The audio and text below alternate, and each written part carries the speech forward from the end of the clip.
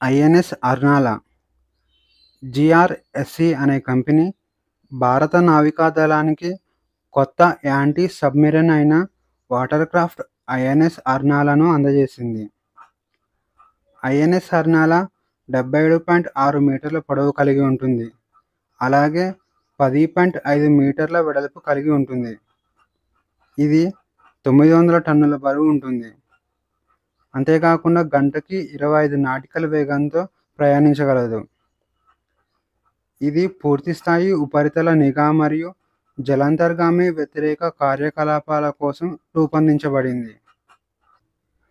మెరుగైన సముద్ర భద్రత కోసం ఐఎన్ఎస్ అర్నాలా విమానాలతో సమన్వయం చేసుకోగలదు. ఇక చారిత్రక అర్నాలా ద్వీపం పేరు మీదుగా ఈ నౌకకు ఐఎన్ఎస్ అర్నాలా అని పేరు పెట్టబడింది. జను కురుబ తెగ.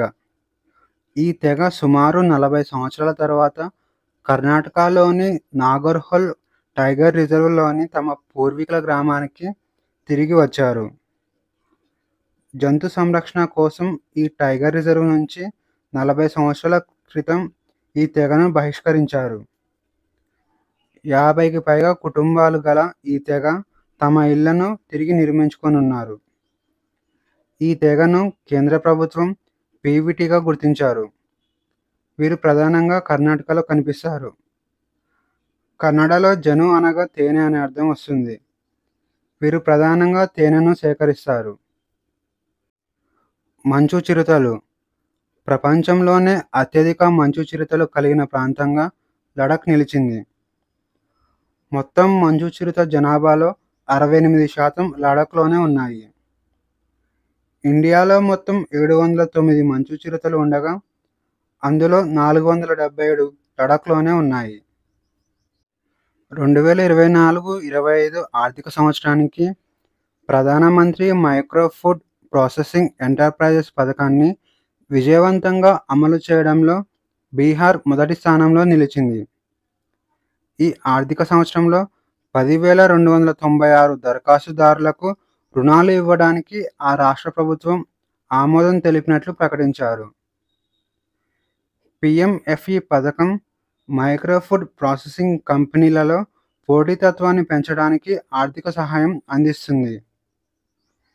ఇక ఈ పథకం 2020-21 సంవత్సరంలో ప్రారంభమవగా 2025-26 సంవత్సరం వరకు అమలులో ఉంటుంది. కేంద్ర ప్రభుత్వం ఈ పథకంకు 10,000 కోట్లు కేటాయించబడింది. ఇక ఈరోజు క్వశ్చన్స్ వచ్చేసి, ఐక్యరాజ్య సమితి అడవుల వేదిక ఏ సంస్థచే స్థాపించబడింది? ఏ. ఐక్యరాజ్య సమితి పర్యావరణ కార్యక్రమం. బి. ఐక్యరాజ్య సమితి ఆర్థిక మరియు సామాజిక మండలి. సి. ఐక్యరాజ్య సమితి అభివృద్ధి కార్యక్రమం. డి. ప్రపంచ బ్యాంక్.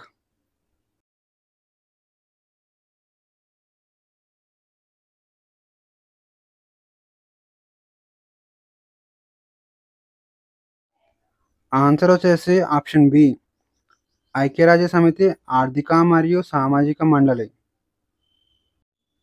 రోడ్డు రవాణా మరియు రహదారుల మంత్రిత్వ శాఖ ప్రకారం వాహన తయారీలో ప్రపంచంలో భారతదేశం ఏ స్థానంలో ఉంది? ఏ. మొదటిది.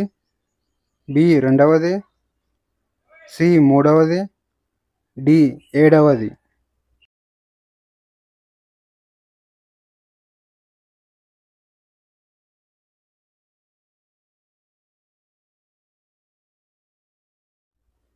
ఆన్సర్ వచ్చేసి ఆప్షన్ సి, మూడవది.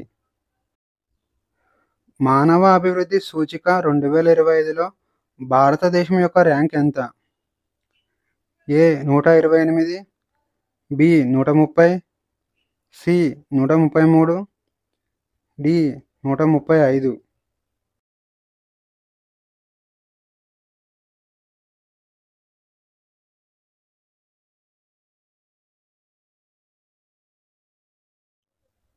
ఆన్సర్ వచ్చేసి ఆప్షన్ బి, 130. భీమ్గఢ్ వన్యప్రాణుల అభయారణ్యం ఏ రాష్ట్రంలో ఉంది? A. Karnataka. B. Odisha. C. Andhra Pradesh. D. Uttar Pradesh.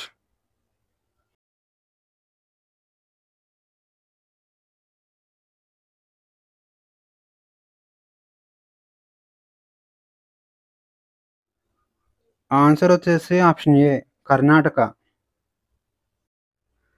Sanjay Gandhi National Park ఏ రాష్ట్రంలో ఉంది? A Karnataka, B Odisha, C Andhra Pradesh, D Maharashtra.